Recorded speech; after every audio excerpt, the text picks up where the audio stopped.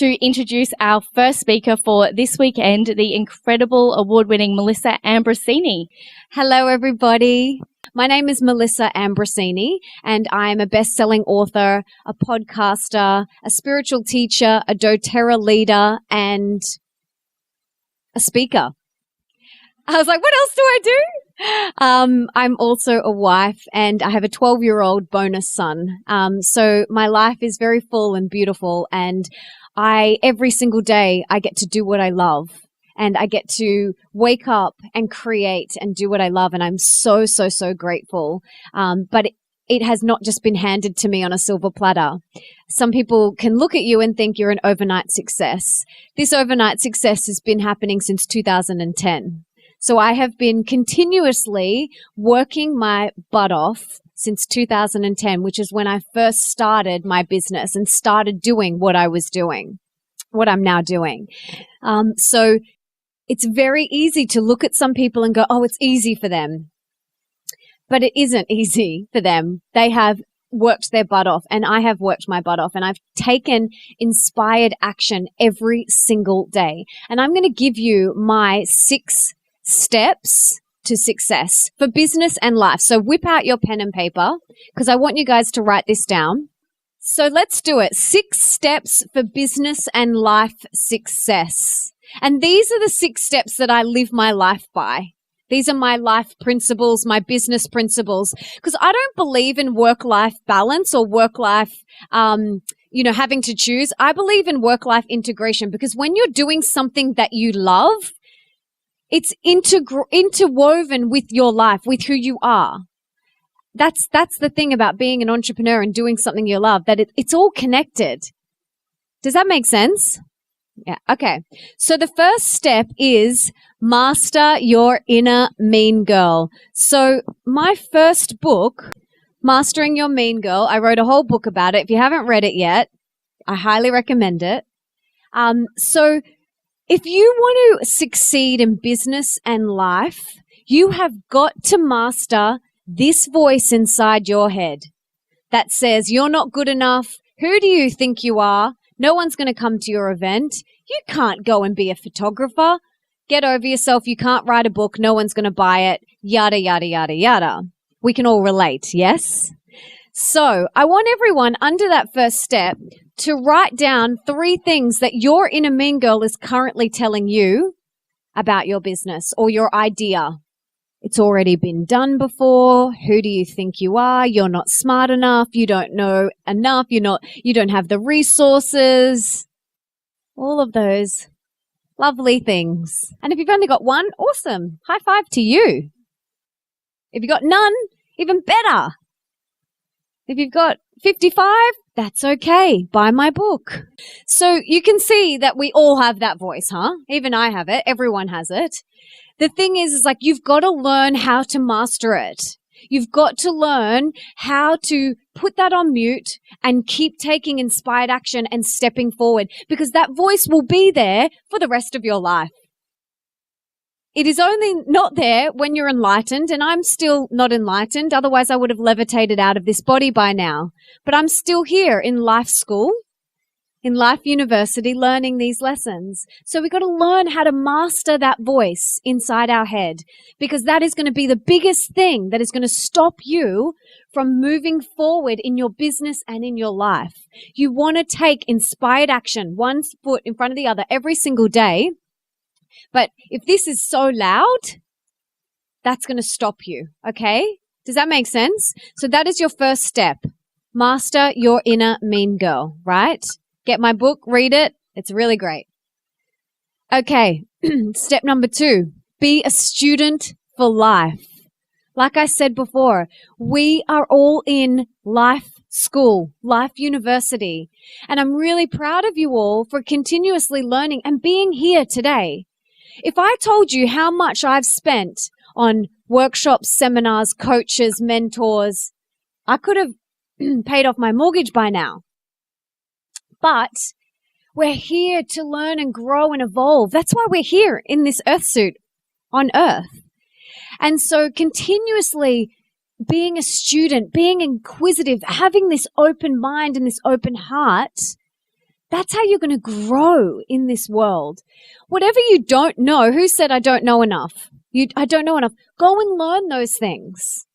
And then hire someone else to do that if you don't like doing it. That's what I've done in my business. Do you guys all know Tim Ferriss? He's got an amazing podcast, amazing human being. He says you should always learn how to do every single part of your business. And then you can delegate those jobs that you don't love to do, and you focus on your zone of genius.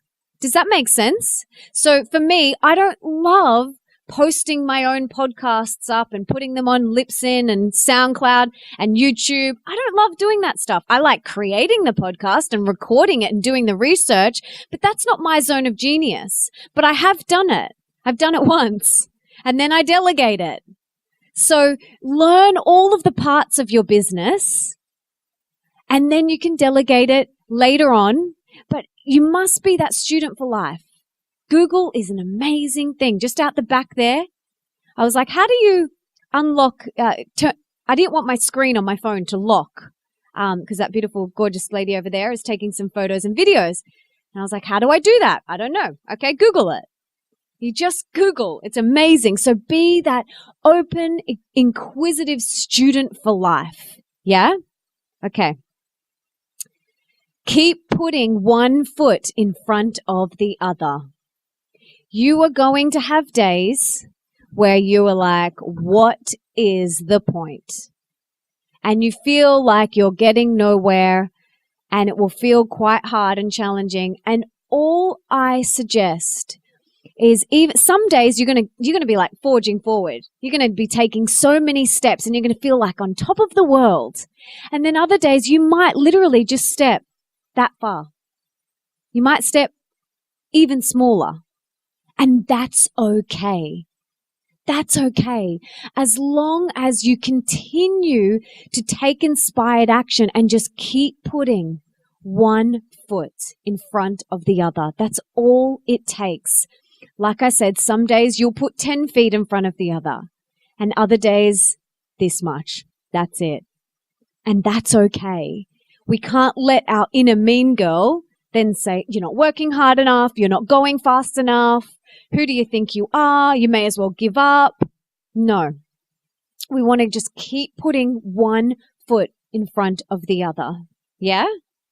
Good. All right, let's move on to number 4. Let go of comparisonitis and stay in your own lane. Today, with social media, it is incredibly easy to slip into comparisonitis and look at what everybody else is doing and think, let your mean girl tell you that you're not going fast enough and you're not working hard enough and you may as well give up. But we have to become aware of when she is suffering from comparisonitis, okay?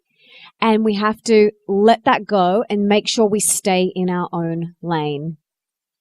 And as well, know what triggers you. Know what triggers you to compare yourself. You know, scrolling Instagram is a big trigger. You're like, oh, I'm not working hard enough. I'm not working smart enough. I was recently in LA. I was in America for 3 weeks. And we went to LA, San Diego, and Utah.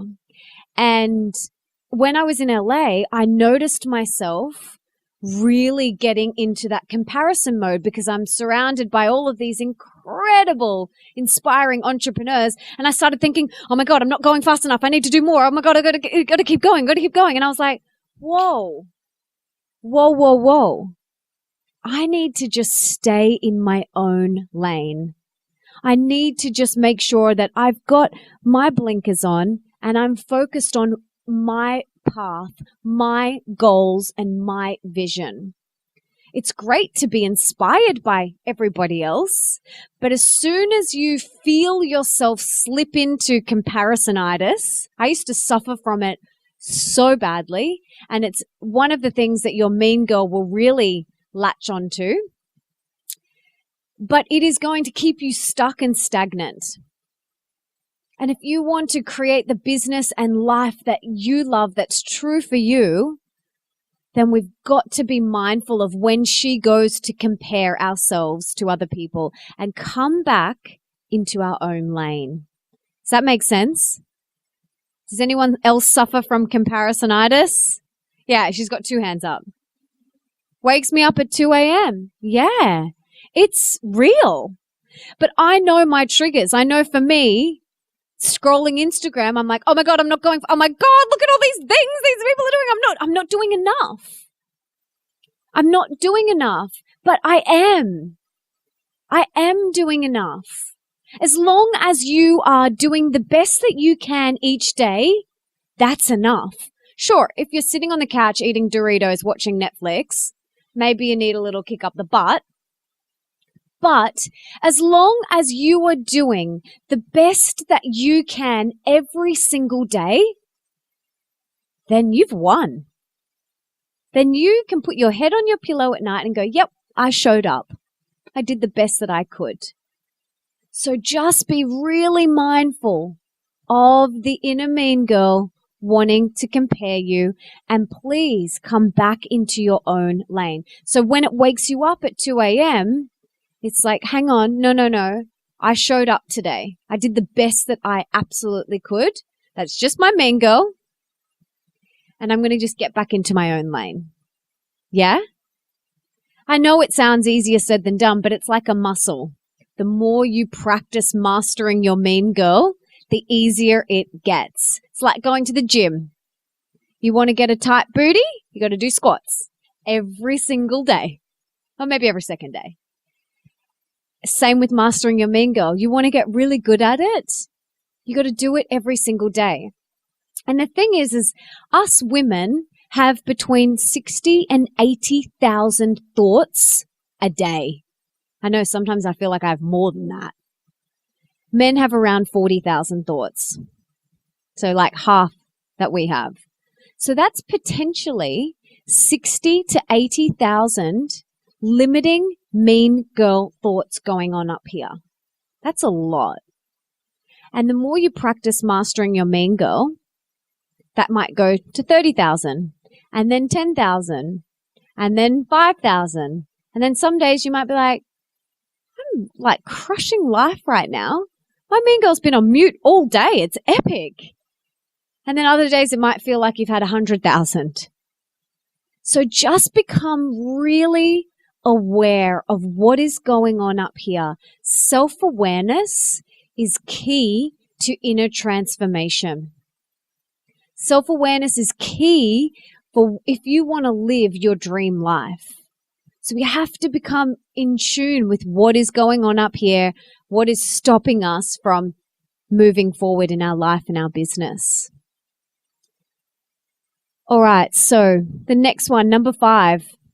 This one's from my husband. He's always said to me, do it once and do it well. My husband is a perfectionist, and he's always said to me, babes, just do it once, do it well. Because he takes he's like, okay, that's got to be there. And then, and then no, that shade of purple. Like when we're rebuilding my website, he's like, no, he's like, what do you think of this? And I'm like, beautiful. He's like, no, that shade of purple is one shade lighter. And I'm like, can't even notice. Like, who cares? But he's like such a perfectionist. And he's like, no, you do it once, you do it well. You do your website once, do it well. Don't cut corners because you have to redo it. We're renovating our house at the moment. And I'm like, oh, just get the cheap paint, whatever. And he's like, no, you do it once and you do it well in your business and your life. You know, don't manhandle things twice. Just do it once. Okay, does that make sense? Okay, so this is the last one. Radical self-care. You might be thinking, what the heck does this have to do with business? Everything. Thank you, ladies. Everything. I have been on the end of adrenal fatigue. I have been in hospital from burning myself out. It is not fun. You can't do your business and life and show up as the best businesswoman, the best counselor, whatever it is, and the best wife, mother, friend, daughter, whatever, if you don't look after yourself. I am so serious and so strict about my own self-care. I have very strict boundaries around it. Because if I'm not healthy and full, I am going to show up to my team as a cranky B word. I'm going to show up to my beautiful stepson as not a very nice human being. I'm going to show up to my husband as a cranky wife. So we must fill ourselves up with self-love. We must take self-care very, very seriously. In my book, Mastering Your Mean Girl, I get everybody to create a self-love menu. And that's 10 things that you absolutely love that fill you up, that make you feel really good. So it could be having a bath. It could be getting a massage, or just going for a swim in the ocean, walking in the park, whatever it is. And every day I want you to do one of those things off that list to help fill yourself up. Take self-care and self-love very, very seriously, daily. It cannot be just a once a week thing. I know I promote self-care Sundays, but I do self-care every day. Everything I do is coming from that place of love for myself and nourishment for myself. So please take it really seriously, because if you don't look after yourself, you can't do your dream business. You can't show up as the best counselor if you're not full yourself. Think of it like a cup. If you're overflowing, if your cup is overflowing, you have so much to give to everybody else. But if your cup is half full, you got not a lot to give to anybody else. So tune in. This is where the self-awareness comes again. Tune in and ask yourself, hang on, am I running empty here? Do I need to go and take some time for me right now to fill myself back up? It is not worth burnout. It's not worth sacrificing your health. When I first got with my husband, we would do crazy things like work all night and just burn ourselves out to get launches done and to get things done. And we just don't do it anymore. We just do not do it. It's not worth it. It's not worth our health, and it's not worth our happiness. Does that make sense? Okay, so there's the 6 steps. Let's just go through them one more time. Mastering your inner mean girl, being a student for life, keep putting one foot in front of the other, let go of comparisonitis, and stay in your own lane. Do it once and do it well, and radical self-care. How do they sound? So you can see that they cross over for business and life, yeah? They're the same thing. Integrate both. Don't strive to have this business and then life over here. Let's integrate them and do our best to show up in both of those areas as best as we possibly can. Thank you so much for being here. I'm very grateful. Thank you so much, Melissa. That was incredible. Have a safe trip back to Sydney.